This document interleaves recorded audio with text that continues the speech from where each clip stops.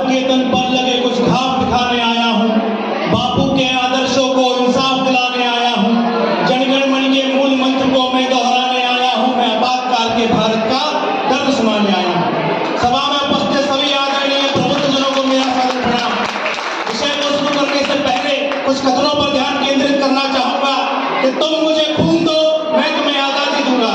स्वतंत्रता हमारा जन्मसिद्ध अधिकार है, मैं आजाद हूँ और आजाद ही रहूंगा।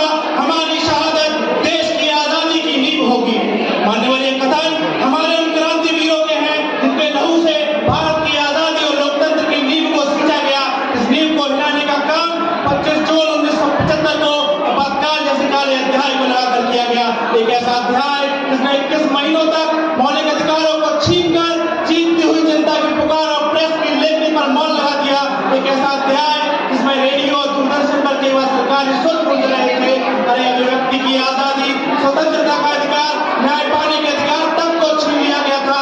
यहाँ तक कि उस सदी के महान गायक किशोर कुमार ने जो सरकार की प्रशंसा के गीत गाने से इनकार किया तो उनके गाने ऑल इंडिया रेडियो से बैन कर दिए गए। कला पर, सच्चाई पर, आवाज पर सेंसरशिप थोप दी गई।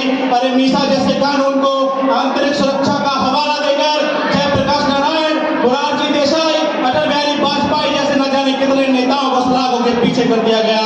अरे ये कैसा न्याय था जहां अदालतें मौत और अत्याचार बोलता था, परंतु विश्व की प्राचीनतम सभ्यताओं में शुमार भारत, जो ज्ञान और विवेक का उद्गम माना जाता है, उसने संविधान का गला घोटते आपातकाल का दौर तो देखा है, परंतु उसने वह दौर भी देखा है जब आजादी की लड़ाई लड़ते हुए भगत सिंह ने कहा था कि यदि पहलों को सुनाना है तो धमाका करना होगा।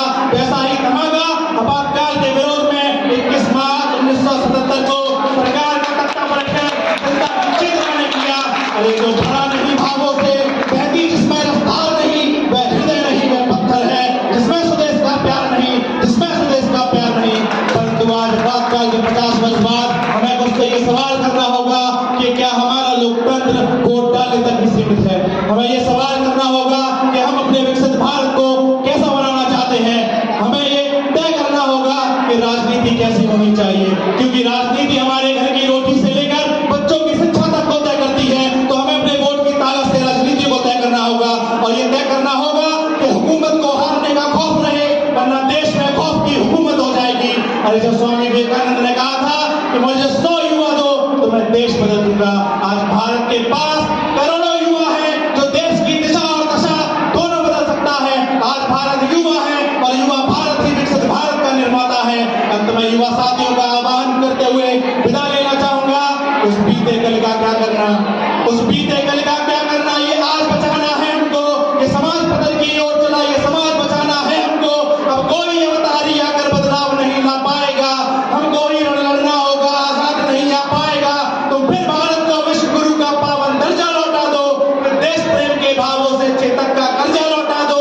वो भगत सिंह के वंशज तो फिर भगत सिंह सा जोश भरो, अंबर में दोनों हाथ उठा,